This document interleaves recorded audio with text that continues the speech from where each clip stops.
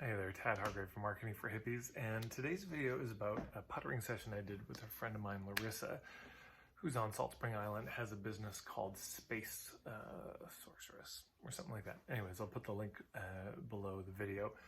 Check her out on Instagram.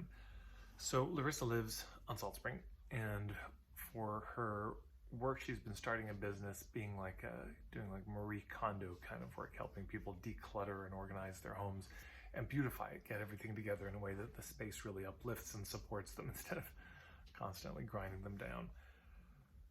And as we were speaking, a number of ideas came up, and I wanted to share it as an illustration of some of the principles that I talk about. The first thing that really came clear was that this work is a kind of rite of passage for people. It's there's a transformative moment where somebody's often going to want to bring somebody in. Maybe they've been through divorce, maybe they just had a child, maybe their kids have left the home, they've gone through something really hard, and they just kind of want that fresh start. You know, when you like go for a haircut, or you change your wardrobe up, or something like that, or you just tidy your room because you need that fresh start feeling.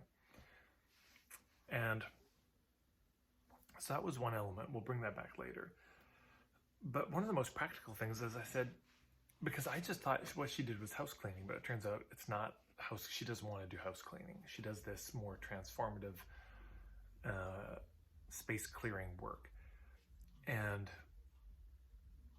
But I said, well, then you should talk to the house cleaners. So this is something people often miss. They will see these people as competition. No, you see, if they hire a house cleaner, they wouldn't want to hire me. But it's not true. It's that, number one, people will be coming to her asking her for house cleaning services that she doesn't want to do. So she should know who those house cleaners are so she can refer. But second, those people may be going to house cleaners saying, hey, can you do the whole Marie Kondo? And we don't do that. We just dust and sweep. We don't want to help you transform your life. And that's great. So then you've got a partnership, yeah? So I said, number one, talk to the other house cleaners. I said, number two, I would use the Marie Kondo name, that metaphor. I kept teasing her that she was the Slavic Marie Kondo because her ancestry is from Ukraine. And so use something people already know. As soon as I said, was it like what Marie Kondo does? She said, yeah, kind of like that. Suddenly it made a lot more sense to me.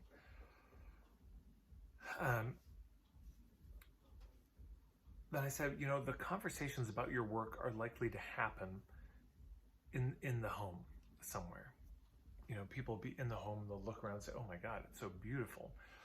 So whatever that space is where people are going to have conversations about your work, it's good if you could have some kind of word of mouth material there. For example, if somebody sees a painting on a wall, you know, there's a whole painting up there. Now let's just say I really love that painting. It'd be good if there was a business card of the artist or the website or something where it'd be very easy to find them. If you had a CSA box, you know, Community Supported Agriculture, you might want to create a fridge magnet that looks a little bit like a CSA box, like a part of one, with some business cards that are like 10% off your first purchase that your customers could put on their fridge and give these cards to their friends.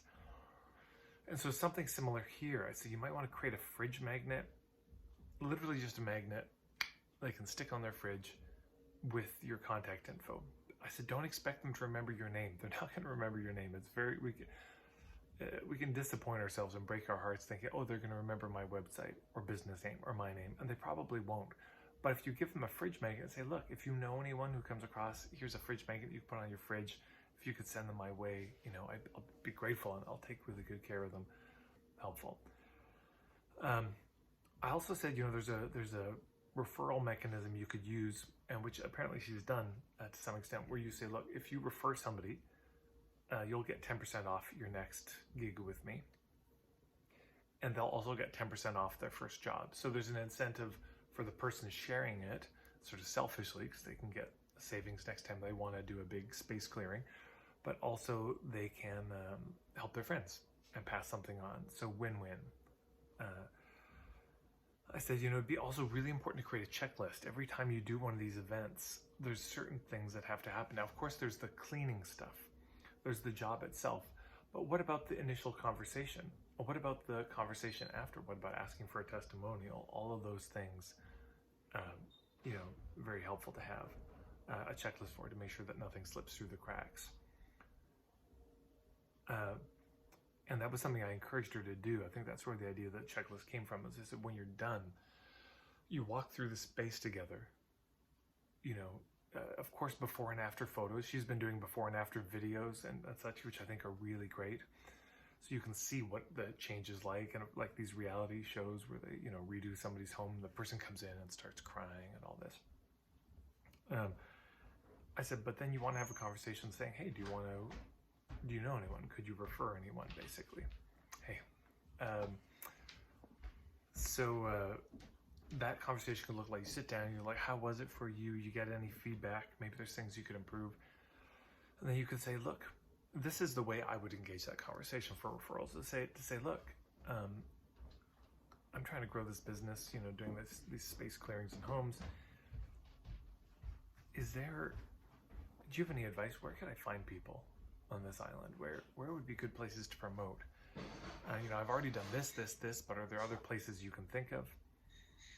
And, you write those down, take notes, and then you can say, look, is there anyone you could think of also, specifically who might benefit from this, who might be in a place? And then you can go through the specific types of transformation do you know anyone going through a divorce, anyone going through a bad breakup, or maybe celebrating a new relationship? Maybe they just moved in together, they had a kid moved out, those types of things. They're starting a business. It's very helpful to give people the specific things, because if you just say in general, do you know anyone who used my services, it may not come to mind. But if you say, anyone going through this situation, oh my God, Darlene's going through that, and then they send them your way.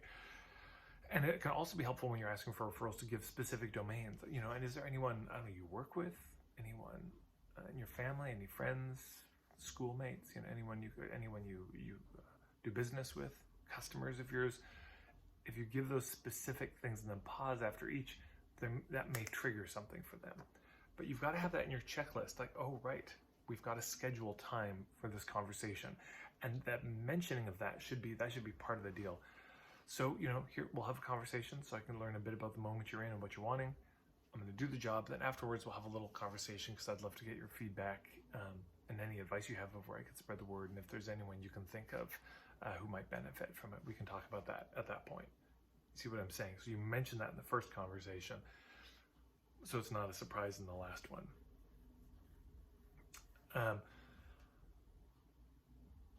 Then something that one of the women, Nan Kruger, she was in my mentorship program, and she has a business, mygroovyhome.com, I believe it is.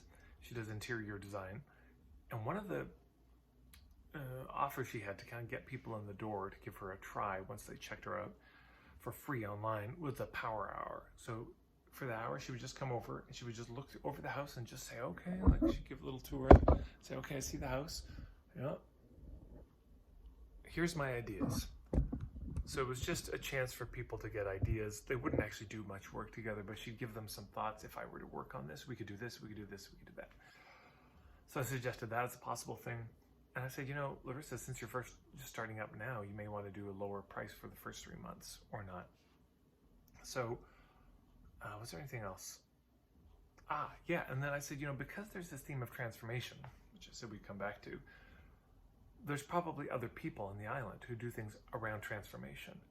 Relationship coaches, divorce lawyers, business coaches, people who do rites of passage, etc. There's going to be people who are doing that work, supporting people in other elements of this, photographers who, document some of these things, artists who maybe create commissions for certain moments.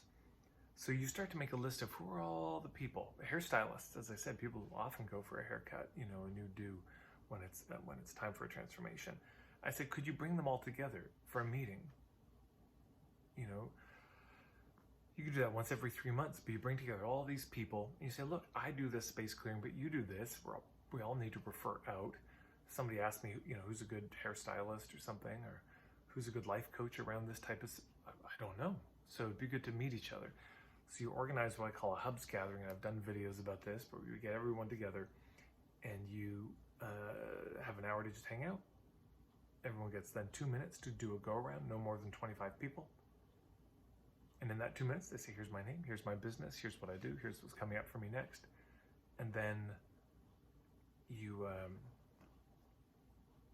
After that, just more mingling. So she could do something like that, and I think most businesses could, with immense benefit, host a hubs gathering of all of the colleagues to whom you might refer, even people you might consider competitive, such as house cleaners, could and probably should be invited to something like that. So there you go. That's my little case study for today. Hopefully that's helpful, gives you some ideas for your own business. If you have any questions about it, comment below. And if you want some help just getting the big picture of marketing, check out my starter kit. If you go to marketingforhippies.com, there's a free starter kit. Just enter your email. You'll be sent the link to it. And there's a number of things you get with it. I'll let you check it out so you can learn more yourself. Marketingforhippies.com/starter kit, but it's pretty obvious on the main website. And thank you for everyone who subscribes to these videos. If you like this video, it does help more people see it. You can also find me on Instagram at Marketing for Hippies and on Facebook as well. Thanks so much, everyone.